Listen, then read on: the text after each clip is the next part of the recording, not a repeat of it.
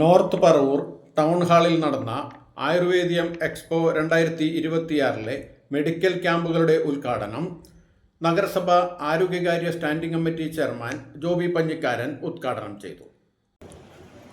ആയിരക്കണക്കിന് വർഷങ്ങളുടെ പാരമ്പര്യമുള്ള നമ്മുടെ ആയുർവേദ മേഖല കുറേ കാലങ്ങളായി വീണ്ടും വളരെ സജീവമായി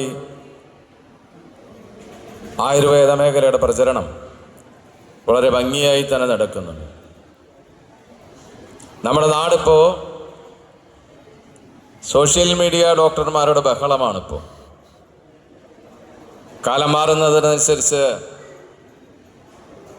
സോഷ്യൽ മീഡിയ ഡോക്ടർമാർ അവരുടേതായ ആശയങ്ങളൊക്കെ ഉൾപ്പെടുത്തിക്കൊണ്ട് അവരുടേതായ രീതിയിലുള്ള ചികിത്സകൾ നിർദ്ദേശിക്കുന്നു.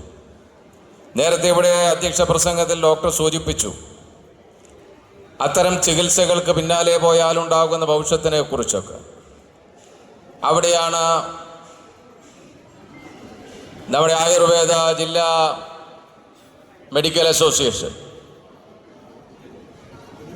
ഇത്തരത്തിലുള്ള ക്യാമ്പുകൾ സംഘടിപ്പിച്ചുകൊണ്ട് ആ ക്യാമ്പുകളിലൂടെ ജനങ്ങളിലേക്ക് ആയുർവേദത്തിൻ്റെ യഥാർത്ഥ പ്രസക്തി എത്തിക്കുന്നത്. സത്യത്തിൽ ഇപ്പോൾ ഇവിടെ ഞാൻ മനസ്സിലാക്കുന്നു 300ഓളം പേർ ഈ ക്യാമ്പിൽ രജിസ്റ്റർ ചെയ്തവരുണ്ട്. സ്പോട്ട് രജിസ്ട്രേഷൻ വേറെയും നടക്കുന്നു.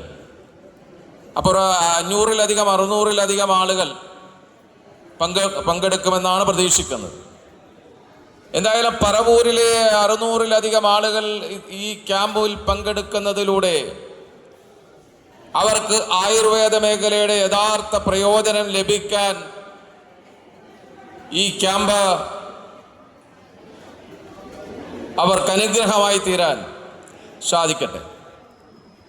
ഞാൻ ദീർഘമായി ഒരു പ്രസംഗത്തിലേക്ക് പോകുന്നില്ല, കാരണം ഈ ചടങ്ങ് ആരംഭിച്ചത് തന്നെ സ്വല്പം താമസിച്ചാണ്.